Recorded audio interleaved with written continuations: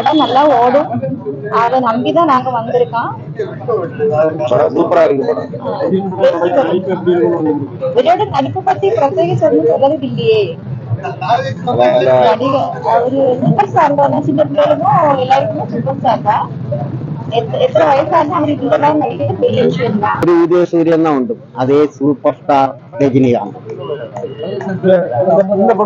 படத்தை பத்தி நான் போய் பார்த்தாதான் எனக்கு தெரியும். என்னாலும் எப்படியா இருந்தாலும் சூப்பரா இருக்கு. 50வது வருஷம் 50வது வருஷம் இல்ல 100வது வருஷம் இருந்தாலும் ஒரு உதயசூரியன் தான் உண்டு. பூலோகத்துல ஒரு உதயசூரியன்.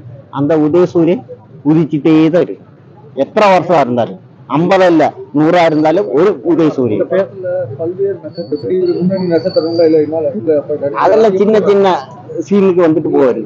நார்த்லயும் சரி, நாகரத்னா, தெலுங்கானா, அதுக்கப்புறம் இவங்க என்னன்னா தமிழ்நாடு, இப்ப கேரளா, இப்படி பல்வேறு ஸ்டேட்ல உள்ள நடிகர் நடிச்சிருக்காங்க. எப்படி பாக்கீங்க இவங்களோட ஒருங்கிணைந்த? அது ரஜினிகாந்த் கூட நடிக்க புண்ணியம் செய்யுது, பாக்கியம் செய்யுது.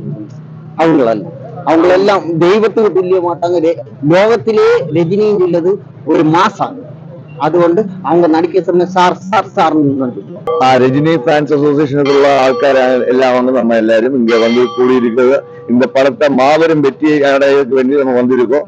எல்லாரும் இந்த படம் பார்த்து என்ஜாய் பண்ணணும்னு தான் நம்ம ஆഗ്രഹവും நம்ம இறைவന്റെ வேண்டிக்கிறது. அதுதான் நம்ம 35-40 வருஷமாയിട്ട് இந்த ഫാൻസ് അസോസിയേഷൻ, രജനി ഫാൻസ് അസോസിയേഷനിലെ ഉള്ള ആൾക്കാരാണ്.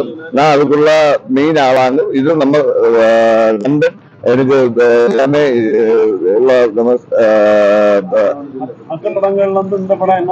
இந்த படம் ஒரு லோகேஷ் பிளஸ் രജനി, അതായത് രജനിക്ക് ഫുൾ സ്വാതന്ത്ര്യം കൊടുത്ത് രജനി 50ാമത്തെ വർഷത്തില് എടുക്കുന്ന ഒരു മെയിൻ പടമാണിത്. ഇതിലെ രജനിക്കുള്ള മാസ് എലമെന്റ്സ് இருக்கும். പിന്നെ രജനിക്കുള്ള potential, maximum potential dialogue presentation. ഇതിലൊരു ഡയലോഗ് എടുക്കുന്ന തന്നെ 3 മിനിറ്റുള്ള ഒരു ഡയലോഗ് ഒറ്റ സ്ട്രെച്ചിൽ രജനി പേഴ്സണൽ ആയിട്ടുള്ള ഒരു ഇത് ഇരിക്ക്.